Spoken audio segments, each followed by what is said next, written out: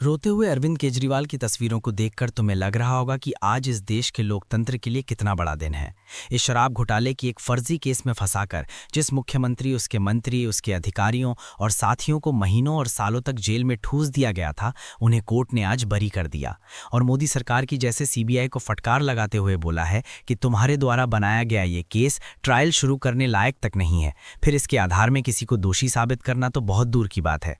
Court के इस फैसले के बाद चारों तरफ खुशियां मनाई जा रही हैं कि ये सत्य, संविधान और लोकतंत्र की जीत है।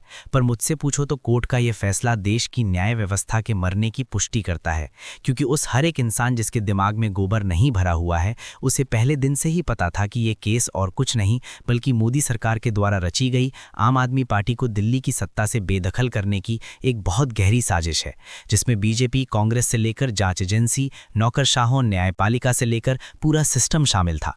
क्योंकि शायद इस देश में पहली बार कोई ऐसी सरकार बनी थी जिसके लिए शिक्षा और स्वास्थ्य सबसे जरूरी मुद्दे थे, जो सरकारी स्कूलों और अस्पतालों में वर्ल्ड क्लास फैसिलिटी देकर अमीरों और गरीबों के बीच की खाई को खत्म करना चाहती थी। हाँ, वही सब छोटे मोटे काम जिसकी उम्मीद में हम सब सरकारें चुनते हैं। पर यह कोई अकेला मामला नहीं है। इस देश में हर स्तर और स्थान पर सरकारी एजेंसियों का दुरुपयोग करके असहमति रखने वाले या सत्ता से सवाल ही करने वाली आवाजों को दबाया जा रहा है।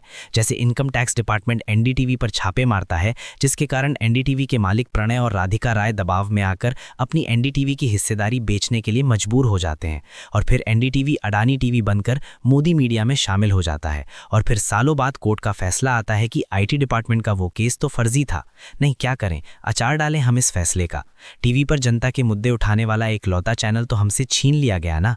ऐसे ही सालों तक इलेक्टोरल बॉन्ड से करप्शन कर चंदा धंधा मॉडल चलाकर सरकार बनाई और गिराई जाती रही, और कोर्ट उन बॉन्ड्स पर रोक लगाने से तक मना कर देता है। और फिर सालों बाद सुप्रीम कोर्ट धीरे से उन बॉन्ड्स को अवैध घोषित करने का ऐतिहासिक फैसला सुनाता है।